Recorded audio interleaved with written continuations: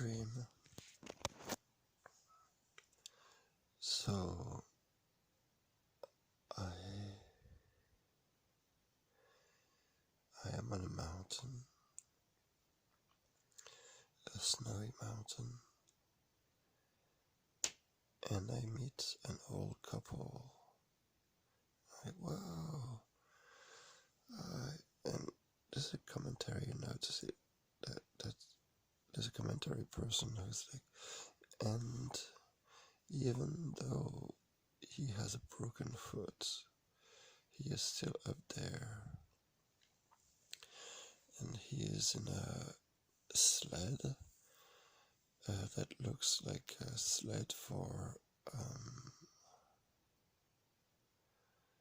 rescue, an old-fashioned rescue sled, and he's sliding down, or he's being slid down, and I follow, and but just with my eye, I'm more like a soul or something like that flying around, and I can see him, and it looks like he's gonna go,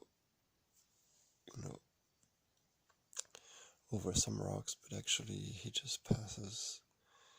It looks like he's going to hit a wall of snow, but actually it just bends and it allows him to swerve, and he just keeps on going like this, sliding down and swerving again and again.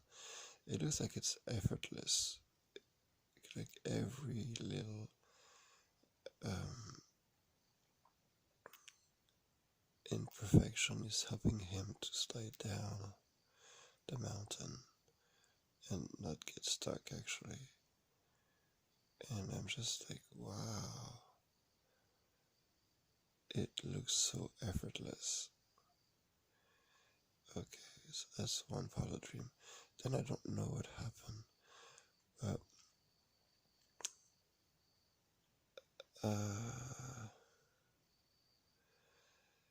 there's a whole part about I meet somebody in an airplane, and he tells me about a friend, where he's gonna go, and I'm like, okay, well, I'll get you there. He's an American guy, and he's going to Lyon, so in France. So I just fly with him along, and they meet each other, and they're like surprised that I'm here, and I'm just like, well, yeah, I'm just helping that person land there, and apparently both of them got to the same place. Him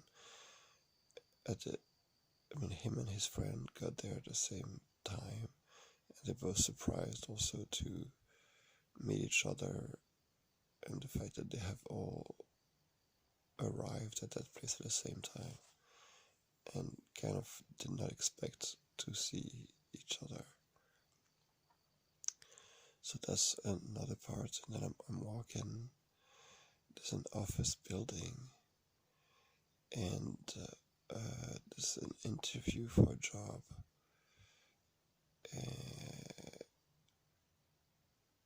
So I'm allowed apparently to walk and see the interview for the jobs. And there's a secondary back room.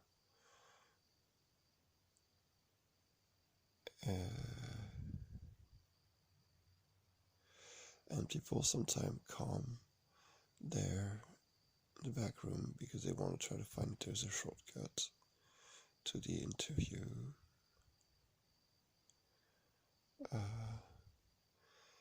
And then that's when I think it happens that as we're moving around the furniture, as we are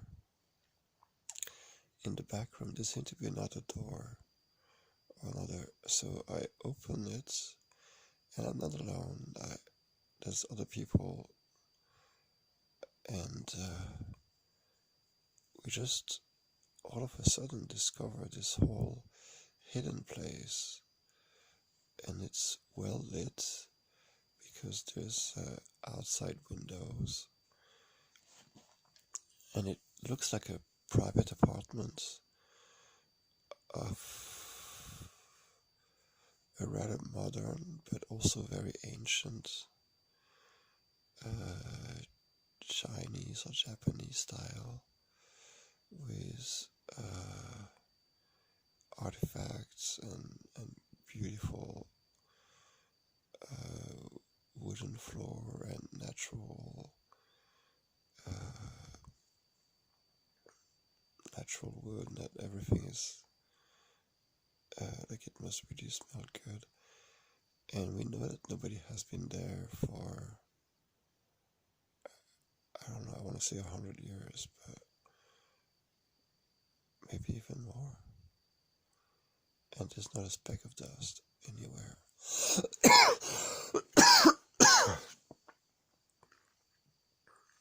It's as if time didn't pass, or somebody came and washed everything and just left. And I'm walking from door to door, from room to room, exploring. And as I'm exploring with my friends, I see his life,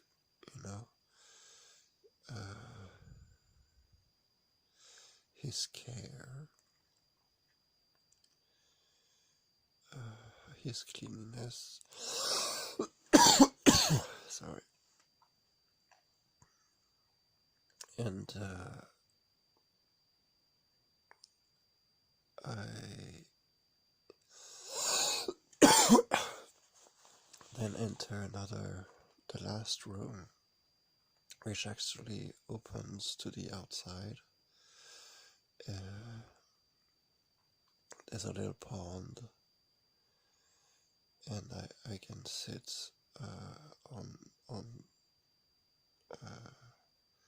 stone floor on this like a little bench, and I'm looking in. Then I just turn and I see an urn, this kind of square urn, where the cremated body is. And I'm shocked. I'm like, oh. My friends say, yeah, well, what did you think? That's how it ends. There's ex-girlfriend, Caroline says, yeah, that's how the body ends, when it's over. And from their perspective, they can see that over the urn there are like trees of the neighborhood and all of that. And that actually suits them because they are the neighboring trees. They are the neighborhood trees. But from my angle, I'm sitting on the floor nearly at the surface of the water. I can look and see that there is over the urn a tree, a very thick tree, kind of like a short, stubby cherry tree, Japanese cherry tree. And I'm trying to tell them, well, I think that's what it means is we blossom beyond the grave, And then I realized that on the side there's like a little, the origin of the pond, which is a little sprout, or a little river. And on the edge of the river, with its feet in the water, there's a statue and it's all like stone, and it looks like basalt, some kind of volcanic, like as if you know, it was made of dried and cooled lava. But the amazing thing is that the legs, the part that were not covered by the drapery, which is also stone, was glittering, was shiny, was iridescent. Maybe from the fermentation of the water, maybe from varnish, glaze. And I'm like, wow, I've never seen that before. I've never seen a statue with glaze that is so suddenly shiny and iridescent. Not, a big thick cover, but just, if you looked, you notice. And I wake up, and I'm reminded that whenever I have looked deep and close enough under the sun, I have seen that same iridescence on me, on my arm, my fingernails, on metal, on everything that I see.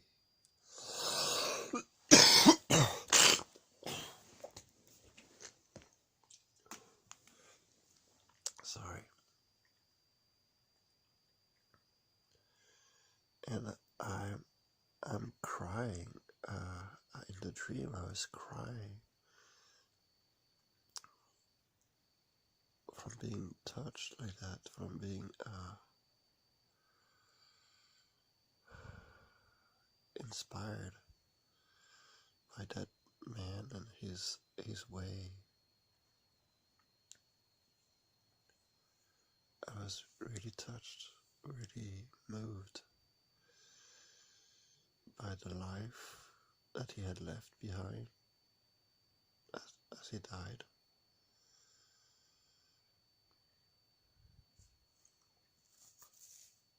It was really beautiful. Thank you.